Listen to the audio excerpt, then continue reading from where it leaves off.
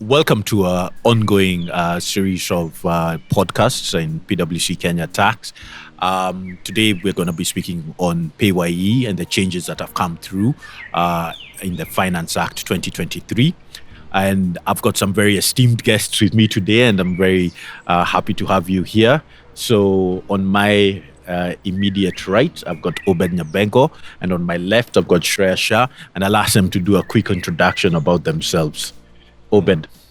Thank you, Titus. My name is Obed Nyambego. I'm a tax partner at PricewaterhouseCoopers, and I'm happy to be part of this conversation on the taxation in Kenya. Thanks, Obed and Titus. My name is Shreya Shah, and I'm a senior manager in the tax team, providing employment tax consulting services. Thank you very much, guys. So let's just get right into it, Obed. And the first question I'm going to give to you. Obviously, this has been a very controversial finance act. And one of the things I think that's really gnawing at people is around the taxation rates.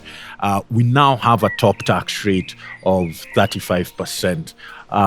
How does that compare with other countries in East Africa? Are we out of kilter with the rest of Africa, or are we more or less aligned? Okay, thank you, Titus, and that's a great question. So one of the highly debated issues in this year's Finance Act is the top tax rate of 35%.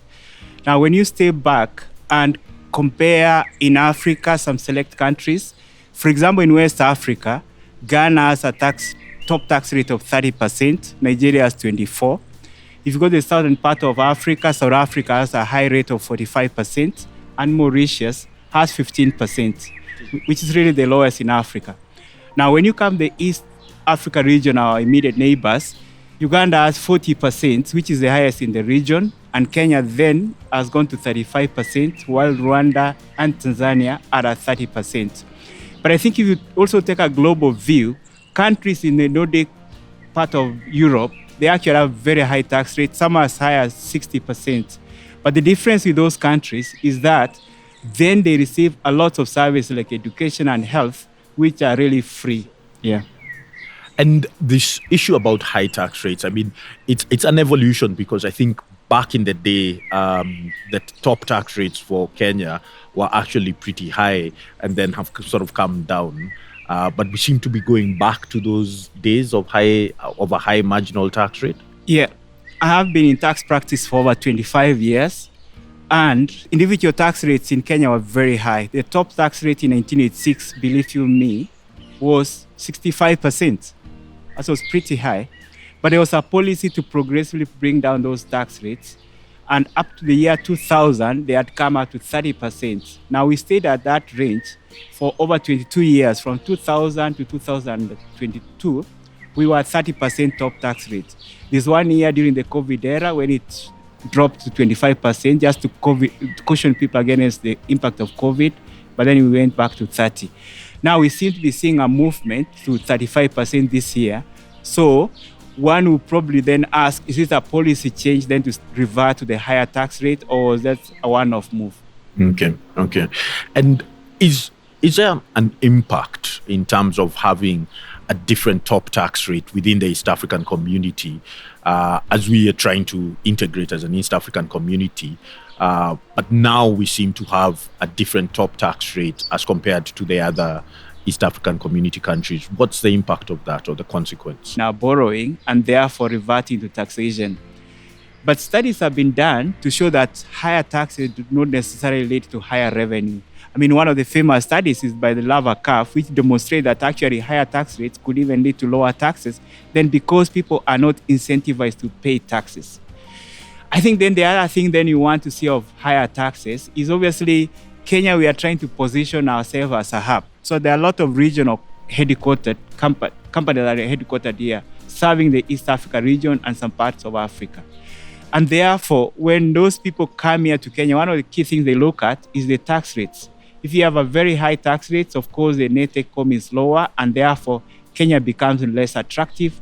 And those people then can consider other countries. Now, the impact of that is that if those people relocate to other regions, we don't just lose the taxes, but also we lose what the benefit they bring to the economy in terms of consumption in our hospitality industries, restaurants, hotels, the education institution where they take their kids. The travel industry suffers. And I think the other impact that we will see is when you have a higher tax rate, then it becomes employment costs are higher, and we're expecting to see employees agitating for higher pay rise. And therefore, that actually what you've seen, people will cut down the number of hires they're making so that they can be able to pay higher taxes. And in respect of integration with EAC, is there an impact for us? Yeah, and so if you remember, we are trying to harmonize. So the integration has to be the harmonization. And one of the things we have to harmonize is the tax rates. Now, when you look at the East African market, for example, the corporate income tax rate is pretty much standard at 30% for Kenya, Uganda, Tanzania, and Rwanda. Now, when you look at VAT, it's actually standardized at around 18% for Rwanda, Tanzania, and Uganda. And Kenya has a lower rate of 16%. So not too much dissimilar. But when you go to employment taxes, now the top tax rate, as I said earlier, for Uganda is 40%, for Kenya is 35%, and then Rwanda and Tanzania is 30%. So we see a bit of disparity in that case. And therefore, what then happens is that we do not have double tax treaty within the region. That has been in negotiation forever, never been signed and ratified. And therefore, with that now you find that Kenyans who are working, for example, in Tanzania, when they come to Kenya, their higher tax rates, then they have to pay additional taxes in Kenya, which actually makes it costly for them. And I think the other thing I probably want to say, one more point, is that then Kenya obviously has a set of taxes of paid in another country than Kenya. But now it requires individuals have to come to Kenya, calculate their taxes in Kenya, and then offset with what has happened in other countries and pay some additional taxes. So it really doesn't do justice to the harmonization agenda. Absolutely, and sounds quite complex also in terms of compliance burdens. Let me just pull Shreya now into this conversation here. And Shreya, what are you hearing from your clients around some of the practical issues in terms of complying with this Finance Act 2023 and the changes that have come through? Yeah, thanks. So I think one is being the accelerated effective date of bringing into the new PAYE rates of 32.5 and 35%. Under the Finance Act, this is likely to come into effect from 1st of July. So this is quite a challenge, especially given that the implementation of the Finance Act has stalled due to the court case. So most of our clients are calling us. They are in limbo as to, what rate to apply. And some clients do have 2 payments in a month. And, payroll softwares need to be updated, in the next few days, as well as, updating various sort of parameters in terms of bringing into effect the new rates. So this is quite challenging. So it's a notable departure from, previous changes in the PAYE rates. We would have expected them to come into effect at the beginning of the calendar year, which ties into, the start of Kenya's tax year. Secondly, I think there will be a challenge in terms of, say, bonus payments, which may straddle 2 rates.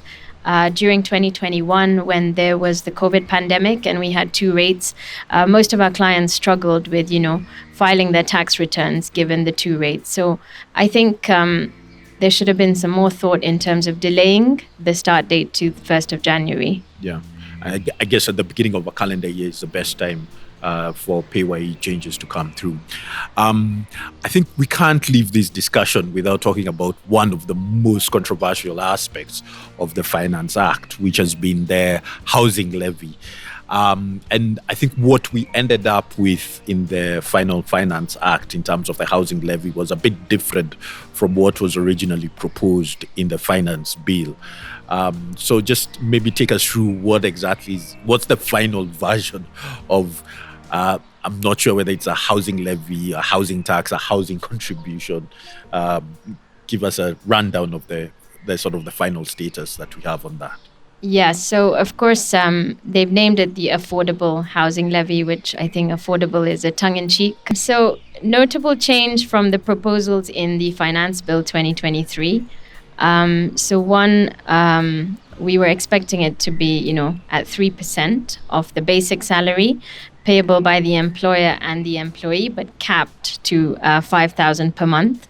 So the new proposal, the new changes in the Finance Act are based on 1.5% of the gross monthly salary, and this is at an uncapped rate payable by the employer and the employee. So quite a significant difference. Also, we were expecting, it wasn't supposed to be a levy payment. So, of course, we know that all levy payments in Kenya are non-refundable. So it's effectively become a tax, meaning employees who remit this levy will no longer get access to their contributions, which was, previously suggested under the finance bill. And I think the big one is around it being 1.5% uncapped on the gross monthly salary. So this, of course, brings into the mix, in addition to salary, it brings into mix bonuses, any other cash allowances, non-cash benefits. So quite a significant hit on the take-home pay for employees, in the wake of rising inflation and high cost of living. Of course, also a significant cost of employment, because most employers haven't budgeted for such a high increase in their cost of employment. So employers are also going to have to pay this levy at an uncapped rate. We've seen that the PAYE return has already been updated on iTax, and the payment date is aligned to the 9th of the following month, which is aligned to the PAYE payments. And there's also going to be a penalty based on 2% per month of the unpaid amount, which employers will be liable to pay if they default on this. So I think this saga will continue, especially given the Finance Act implementation has stalled, and we wait to see what unfolds. Okay. Can't wait to see my payslip at the end of this month. I'm not sure that you like it. One other thing, Shreya, that I saw in the Finance Act, which I didn't see in the finance bill, was a tax exemption for non-residents. Tell us a bit more about it. Yeah, so this was around where the government has, agreements with its development partners. There is a proposal to provide a tax exemption on any grant income. So yes, this was not in the finance bill. Probably a welcome move, but one thing to note is that it will only apply to non-resident, subcontractors or employees. So I guess if you do become resident, then perhaps the tax exemption will not apply, because that's how it has been worded in the Finance Act. So it's important for such individuals to really watch their days in the country and look at the definition of residency in the Income Tax Act, or the double tax treaty that applies. Okay, excellent. So I think I do want to bring this discussion to a bit of a close. And I just wanted to ask whether you have sort of some closing or remarks on other implications that might be there in terms of the Finance Act, in terms of PAYE, or other consequences that you think that would be important for our viewers or our listeners to know about. Yeah, thank you. 2 thoughts from me. One, when you speak to a number of finance directors and HR directors, they actually say that this is going to be quite a hit on the employees. So, for example, most people are just at the margins. What they were taking home was very small. People have, loan obligations, other commitments they are doing, and taxes. And remember, we've been have other levies, NSSF, NHIF, this now housing levy and all that. So the other pieces of legislation, like the Employment Act, actually places a cap on the maximum deduction you can cap from an employee at 2/3. Now, with this introduction of additional levies, it's going to be a challenge to stay within that cap, and therefore likely not to be able to meet that. So I would have loved to see where actually the laws are harmonized, so the impact is thought through. The other point I would probably want to say is that there appears to be sort of an onerous burden on employees to bear higher tax costs. So there is a fixation on taxing employment income, but perhaps what you should be thinking about is casting the net wider, so that people actually can contribute what's their fair share to the taxation in Kenya. Okay. And Shreya, some closing thoughts from you? Yeah, so I know there's been a lot of debate as well and in the press around NHIF. I know it's not been part of the Finance Act, but if NHIF rates also go up to 2.75% at an uncapped rate along with the levy, I think employees will have a severe hit on their take-home pay. And I think, some more thought needs to be brought into, broadening our tax base. In the budget statement, the CS stated that, only around just over 26,000 employees will be hit by the 32.5 and 35% rates. And also 57.5% of the 3.3 million workers are the ones who are paying tax.